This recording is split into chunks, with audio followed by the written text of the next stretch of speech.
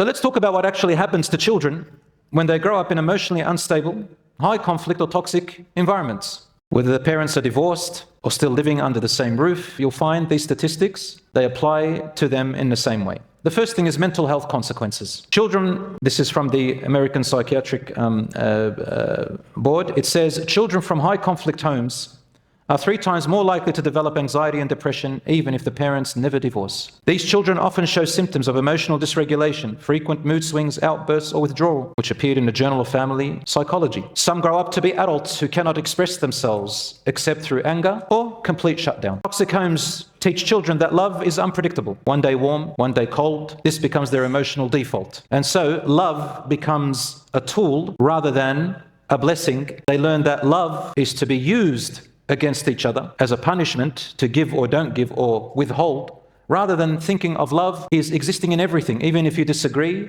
love calls you to reconcile. But instead they look at love as cold and hot, punishing and used as a tool, unfortunately. Brothers and sisters, this is a silent killer. We have to be very aware of it. The brain development and stress responses are affected in a child growing up in such a family. The statistics and studies show that constant exposure to conflict and tension triggers the amygdala, which is a part of the brain responsible for, well, it controls the fear center. To be in a permanent state of alarm, they develop a sense of always being alarmed about everything around them. What does that mean? It means everyone is untrustworthy. Everyone has a motive. Everyone is jealous of them. Everyone is out to get them. Always paranoid, to the point where it gets so extreme with some of them that they don't trust any relationships. Forgive me, brothers and sisters, but these are the multiple studies shown, even by Muslims and researchers who have done them. They found that chronic stress increases cortisol levels in the body, which impacts memory, learning, and even physical growth. This study was done in the Harvard Center on a Developing Child. We witness this as teachers. What we often do is that we see a child, for example, experiencing sleep disturbance. They'll sleep in class.